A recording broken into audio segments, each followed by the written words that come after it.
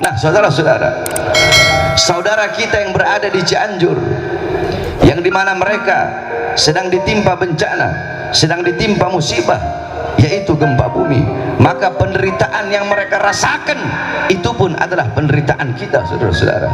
Air mata mereka yang tumpah, yang jatuh, itu pun air mata kita. Darah mereka itu pun darah kita. Penderitaan mereka penderitaan kita. Rasa sakit mereka rasa sakit mereka, rasa sakit kita. Mereka yang kehilangan harta benda sama seperti kita kehilangan harta benda kita. Mereka anak-anak yang kehilangan orang tua yang kehilangan anak sama seperti kita kehilangan anak-anak kita, dan kita kehilangan orang tua kita. Mereka para istri yang menjadi janda yang kehilangan suaminya, suami yang kehilangan istrinya, sama seperti kita kehilangan istri kita dan istri kita kehilangan kita, saudara-saudara. Yakni penderitaan mereka penderitaan kita, rasa sakit mereka rasa sakit kita, kehilangan yang mereka rasakan itu pun adalah kehilangan kita, itu pun adalah rasa kehilangan kita, saudara-saudara. Oleh karenanya kita doakan agar saudara-saudara kita yang khususnya berada di Cianjur, mudah-mudahan Allah angkat segala macam bala, Allah angkat segala macam musibah, Allah angkat segala macam bencana yang menimpa saudara-saudara kita yang di Cianjur khususnya dan umumnya. Allah angkat segala macam musibah bencana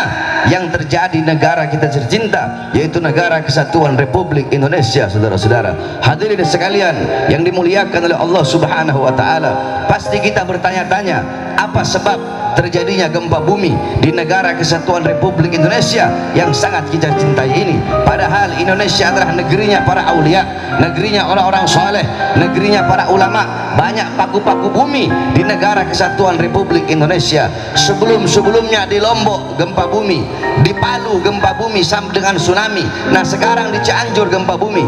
Lombok adalah kota 1000 masjid, Lombok kotanya para wali, kotanya para ulama, Palu kotanya para ulama, Cianjur juga kota para ulama, kota para santri. Tetapi kenapa Allah berikan musibah? Kenapa Allah berikan bencana? Saudara-saudara sekalian yang dimuliakan oleh Allah, jangankan di Indonesia, Makkah paling mulianya kota, kota kelahiran Nabi Muhammad SAW, kota yang dimana di kota tersebut dilahirkan makhluk yang paling mulia, makhluk yang paling agung, makhluk yang paling suci, yaitu baginda Nabi besar Muhammad SAW. Makkah pun pernah dilanda gempa bumi, saudara-saudara, sebagaimana dalam hadis yang diriwayatkan oleh Imam Ad-Darul Qutni dan diriwayatkan juga oleh Imam Bukhari Muslim.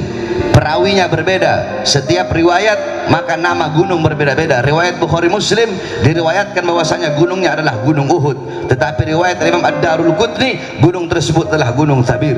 Nah saudara-saudara sekalian yang dimuliakan oleh Allah, ketika gunung tersebut gempa bumi, batu-batunya berjatuhan, di atas gunung tersebut ada Rasulullah, ada Sayyidina Abu Bakar As-Siddiq, Sayyidina Umar bin Khattab dan Sayyidina Utsman ibn Affan.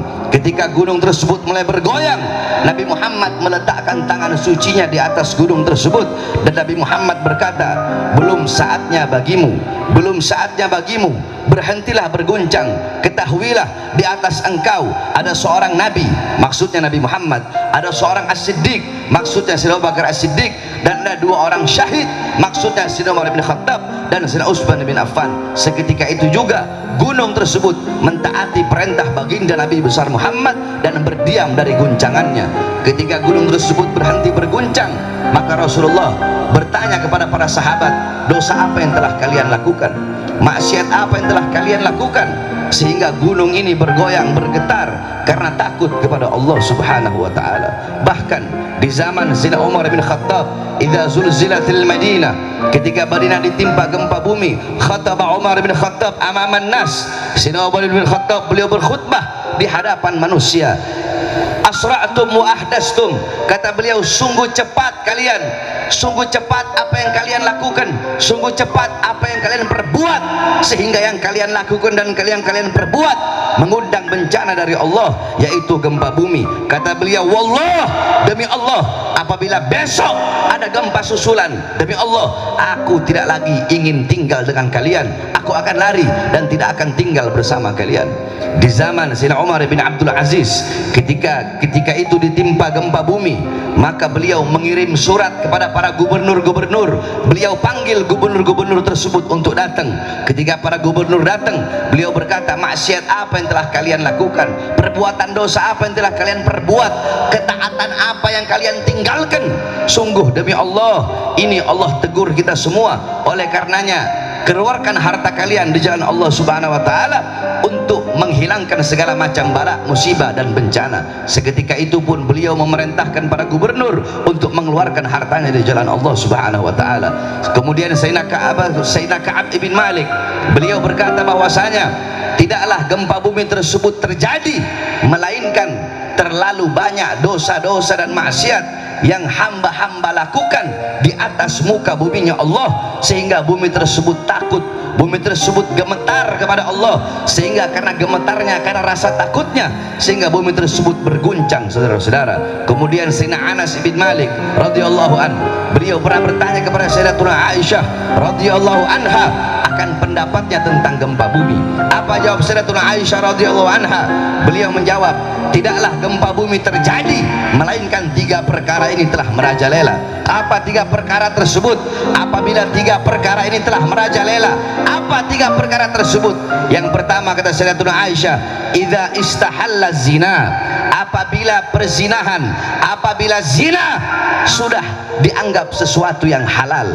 Apabila orang sudah berzina di mana-mana, pagi, siang, sore, malam berzina, yang tua berzina, yang muda berzina, yang kaya berzina, yang miskin berzina, orang-orang tidak lagi punya rasa malu kepada Allah Subhanahu wa taala.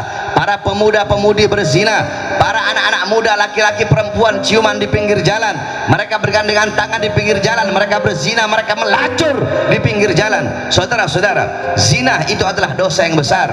Ada orang berzina secara sembunyi-sembunyi, ada orang berzina secara terang-terangan. Akan tetapi perlu engkau ketahui bahwasanya dosa orang berzina secara terang-terangan itu lebih besar daripada dosa orang yang berzina secara sembunyi-sembunyi. Coba kita lihat anak-anak muda kita, para pemuda-pemudi kita di pinggir-pinggir jalan, saudara-saudara, di pinggir-pinggir jalan malam tahun baru, apalagi malam Valentine, yang paling banyak berzina, yang paling banyak melacur di Indonesia bukan orang Kristen, bukan orang Buddha, bukan orang Hindu, bukan agama lain, tetapi pemuda-pemudi Islam yang paling banyak melacur, yang paling banyak berzina, yang paling banyak berbuat dosa, yang paling banyak berbuat maksiat di Indonesia, saudara-saudara. Apabila pelacuran telah terjadi di mana-mana, wa istibahal khumur, apabila khamr telah dianggap hal yang dibolehkan, apabila khamr telah dianggap hal yang biasa, yakni khamr telah dianggap perkara yang biasa, orang mabok-mabokan pagi, siang, sore, malam mabok,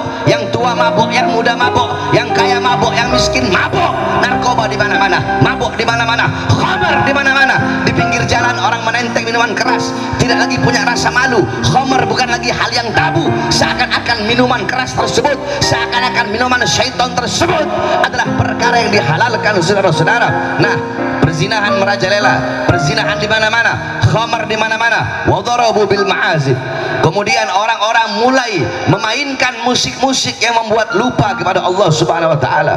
Saya perhatikan orang-orang zaman sekarang, pagi, siang, sore, malam sibuk dengan handphonenya, saudara-saudara. Alhamdulillah, saya bersyukur kepada Allah. Udah 1 bulan ini semenjak saya sakit, saya tinggalkan handphone. Saya tidak mau sibuk megang handphone, saudara-saudara. Orang seluruh Indonesia WhatsApp saya tidak ada saya buka, tidak ada saya baca. Saya mulai meninggalkan handphone. Anak-anak zaman sekarang umur 6 tahun pegang handphone, umur 7 tahun pegang handphone, umur 8 tahun pegang handphone. Yang tua, yang anak kecil, yang muda, yang tua, semua sibuk dengan handphone, saudara-saudara. Pagi, siang, sore, malam waktumu diambil oleh handphone. Handphone menjadikan engkau jauh dari Allah, handphone menjadikan engkau jauh dari Rasulullah. Memang betul handphone sesuatu yang bagus, handphone membawa manfaat, tetapi saya perhatikan banyak orang-orang sekarang handphone lebih banyak membawa mudarat. TikTok dan YouTube segala macam, orang-orang mulai lupa kepada Allah, mulai lupa kepada Rasulullah. Ulamanya, ustadz, kiai, habibnya sibuk main TikTok, saudara-saudara. Orang-orang lupa kepada Allah. Handphone, suami istri hadap-hadapan, si suami sibuk main handphone, si istri sibuk main handphone. Handphone menjauhkan orang-orang yang dekat. Kalian berkata handphone, kalian bisa berhubungan dengan orang-orang yang jauh, ya, kalian bisa berhubungan dengan orang-orang yang jauh, akan tetapi handphone bisa menjauhkan suami dengan istri, menjauhkan orang tua dengan anak, dan anak dengan orang tuanya. Ini yang terjadi, saudara-saudara. Musik-musik membuat lupa dan lalai kepada Allah. Orkes di mana-mana. Kalian sibuk dengan handphone kalian, memutar musik-musik yang membuat lupa dan lalai kepada Allah Subhanahu wa taala. Kalian lebih memilih panggilan handphone, kalian lebih memilih panggilan perut, dan mengabaikan panggilan Allah Subhanahu wa taala. Di masjid-masjid kalian, di musola-musola kalian, di surau-surau kalian, terdengar panggilan Allah Subhanahu wa taala. Hayya 'alas shalah, hayya 'alas shalah. Ayo salat. Kalian yang bekerja, tinggalkan pekerjaan kalian. Kalian yang berdagang, tinggalkan dagangan kalian. Kalian yang punya toko, tutup sementara toko kalian. Ayo kembali kepada aku, kata Allah. Ini saatnya engkau kembali kepada aku. Ini saatnya engkau beribadah kepada aku. Tetapi kita yang sibuk dengan pekerjaan, yang sibuk dengan urusan dunia, sibuk dengan urusan harta, pangkat, jabatan, tahta, kekuasaan, sibuk dengan urusan perut, sibuk dengan urusan handphone, sibuk dengan urusan pekerjaan, sibuk dengan urusan tokonya. Yang di toko tetap dengan tokonya, yang bekerja tetap dengan pekerjaannya, yang sibuk dengan harta tetap dengan urusan hartanya, lebih memilih panggilan-panggilan perut dan mengabaikan, meninggalkan panggilan Allah Subhanahu wa taala. Saudara-saudara, jikalau kalian ingin tahu bagaimana orang-orang zaman dulu, para ulama, para ustadz, para kiai, para habaib, bagaimana para aslafun saleh zaman dahulu, bagaimana ketergantungan mereka, bagaimana kebutuhan mereka terhadap handphone, terhadap Al-Quran, maka bercerminlah engkau, lihatlah di zaman sekarang bagaimana kebutuhanmu, bagaimana ketergantunganmu terhadap handphone, maka seperti itulah kebutuhan dan ketergantungan orang-orang terdahulu terhadap Al-Quran. Jikalau kalian zaman sekarang bangun tidur pegang handphone, orang zaman dulu bangun tidur pegang Quran, baca Quran. Jikalau kalian mau makan pegang handphone, sebelum makan pegang handphone, mau makan pegang handphone. Orang-orang zaman dulu sebelum makan baca Quran, pegang Quran, habis makan baca Quran, pegang Quran. Kalian mau tidur pegang handphone. Orang-orang zaman dulu mau tidur pegang Quran. Kalian sesaat nggak megang handphone, hati kalian gelisah. Orang-orang zaman dulu sesaat nggak megang Quran, sesaat nggak baca Quran, hati mereka gelisah. Bukan berarti kalian nggak pegang handphone, terserah sesuka hati kalian pegang handphone. Akan tetapi jangan sampai handphone atau apapun itu, mau handphone, mau harta, mau pangkat, mau uang, mau jabatan, mau perempuan, mau tahta, mau kekuasaan, apapun yang membuat engkau jauh dari Allah, perkara apapun, sesuatu apapun, hal apapun yang membuat engkau jauh dari Allah, maka tinggalkan sesuatu itu, tinggalkan perkara itu. Membuat jauh dari Allah, tinggalkan. Apalagi sesuatu itu, hal itu, perkara itu bisa memutuskan hubunganmu dengan Allah dan dengan Rasulullah SAW. 3 hal. Yang pertama, perzinahan di mana-mana, pelacuran di mana-mana, khamar di mana-mana, narkoba di mana-mana, musik-musik yang membuat lupa dan lalai kepada Allah di mana-mana. Apabila 3 perkara ini, 3 hal ini telah merajalela, maka apa kata Allah kepada bumi? Wahai bumi, guncanglah mereka. Wahai bumi, guncanglah mereka. Wahai bumi, berguncanglah engkau, bergoyanglah engkau. Apabila mereka bertobat setelah engkau berguncang, yakni maksudnya setelah adanya gempa bumi, orang-orang bertobat kepada Allah, berhentilah kata Allah. Wahai bumi, berhentilah berguncang kalau mereka bertobat. Kalau mereka kembali kepada aku, berhentilah berguncang.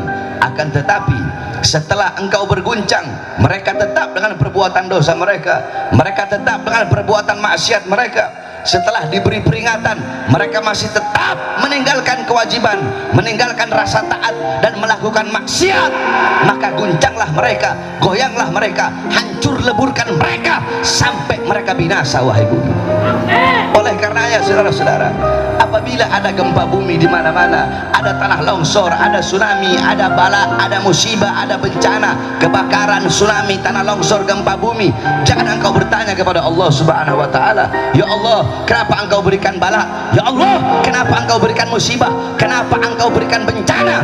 Jangan engkau bertanya kepada Allah. Bukankah Allah berfirman dalam Al-Quran, yakni yakni ma asabakum min musibatin fabima kasabat aidikum, apa-apa yang menimpa engkau daripada musibah, daripada bencana, itu akibat kerusakan-kerusakan yang kalian lakukan dengan tangan kalian. Ma asabaka min hasanatin famin Allah wa ma asabaka min sayyi'atin famin nafsik, apa-apa yang menimpa engkau daripada kebaikan itu datangnya dari Allah, dan apa-apa yang menimpa engkau daripada keburukan, daripada bala, azab, bencana dan musibah, itu akibat perbuatan tangan kalian, itu akibat perbuatan diri kalian sendiri. Apabila ada musibah, ada bencana, ada azab, ada bala dari Allah, jangan engkau berkata, ya Allah, kenapa kau turunkan bala, kenapa kau turunkan musibah, kenapa air laut engkau tumpahkan di muka bumi, ya Allah, kenapa gunung engkau hancurkan, kenapa gunung engkau luluntahkan, kenapa engkau berikan gempa bumi, tanah longsor bagi kami. Jangan engkau sekali-kali bertanya kepada Allah, tapi tanyakan kepada diri kalian, tanyakan kepada engkau punya diri, tanyakan kepada diri kita, tanyakan kepada pemuda-pemudi kita, tanyakan kepada orang tua kita, tanyakan kepada para ulama, tanyakan kepada para ustadz, tanyakan kepada para kiai, tanyakan kepada para habaib, tanyakan kepada para penceramah, tanyakan kepada para pengkhutbah, tanyakan kepada ketua-ketua masjid, tanyakan kepada para pimpinan-pimpinan pondok pesantren, tanyakan kepada para pemuka-pemuka agama, tanyakan kepada para pejabat, tanyakan kepada para RT, para RW, para lurah, tanyakan kepada para camat, tanyakan kepada para bupati, tanyakan kepada wali kota, tanyakan kepada para menteri, tanyakan kepada para polisi, tanyakan kepada presiden, tanyakan kepada aparat, tanyakan kepada para pejabat, maksiat apa yang telah kita lakukan,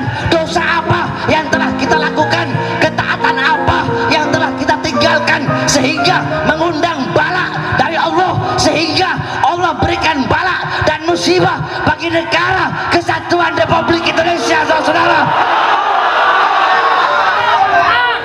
Jangan engkau bertanya kepada Allah, tapi tanyakan kepada diri kita, tanyakan kepada para ulama kita, tanyakan kepada para pemerintah kita, perbuatan dosa dan maksiat apa yang telah pemerintah kita, yang telah ulama-ulama kita lakukan, saudara-saudara. Para ulama, para ustadz, para kiai, banyak para ustadz, para ulama, para kiai, para habaib, bukan sedikit, saya nggak mau bilang sedikit atau diantara, enggak, ini kenyataan, banyak ulamanya, ustadznya, kiainya, habibnya jadi ulama-ulama kontrak, saudara-saudara, jadi ulama-ulama amplop, jadi kera-kera bersorban, jadi orang-orang yang menjual agama, jadi orang-orang yang menjual akhirat demi kebutuhan dunianya. Tujuan mereka bukan memakmurkan Islam, bukan menghidupkan Islam, mencari hidup dalam Islam, bukan menghidupkan dakwah, mencari hidup dalam dakwah, bukan menghidupkan pondok pesantren, mencari hidup dalam pondok pesantren. Covernya Islam, luarnya Islam, di dalamnya tujuan perut masing-masing, tujuan perut masing-masing. Sehingga kalau ada ulama, para ustadz atau kiai atau habaib yang tujuannya perut, maka nilainya di sisi Allah sama seperti dengan sesuatu yang keluar dari perutnya, saudara-saudara. Tanyakan kepada para pejabat-pejabat, para pemerintah, dari RT sampai presiden, tanyakan kepada para perangkat-perangkat negara, sudahkah mereka memakmurkan rakyat, mensejahterakan rakyat, atau sebaliknya menyusahkan rakyat? Berapa banyak darah, keringat, harta rakyat yang mereka ambil, hak-hak rakyat yang mereka ambil, berapa banyak harta-harta rakyat yang mereka korupsi? Tanya kepada mereka, kepada para ulama dan para pejabat, saudara-saudara. Sehingga karena perbuatan-perbuatan dosa kita lah, bisa jadi bukan karena perbuatan dosa yang dilakukan oleh mereka yang ada di Cianjur, tapi gempa yang Allah berikan, musibah yang Allah berikan kepada saudara-saudara kita yang ada di Cianjur, bisa jadi itu akibat terlalu banyaknya perbuatan dosa dan maksiat yang saya, engkau, yang kita lakukan. Bisa jadi karena perbuatan dosa kita, saudara-saudara kita di Cianjur terkena atas dampak musibah, atas dampak daripada perbuatan-perbuatan dosa yang kita lakukan. Oleh karenanya, saudara-saudaraku sekalian yang dimuliakan oleh Allah, kembalilah kepada Allah Subhanahu wa taala. Bertobatlah saya, bertobatlah kita semua kepada Allah, kembalilah kepada Allah Subhanahu wa taala. Jadilah kita hamba-hamba yang taat, yang patuh, yang tunduk kepada Allah. Bersihkan hati kita dari kecintaan kepada duniawiyah, kepada harta, pangkat, jabatan, pujian orang, kepada kemasyhuran, kepada kejayaan dunia, dan kepada kemakmuran dunia. Kembalilah kepada Allah, takutlah kepada Allah. Jangan pernah engkau merasa aman dari azab dan siksa Allah Subhanahu wa taala.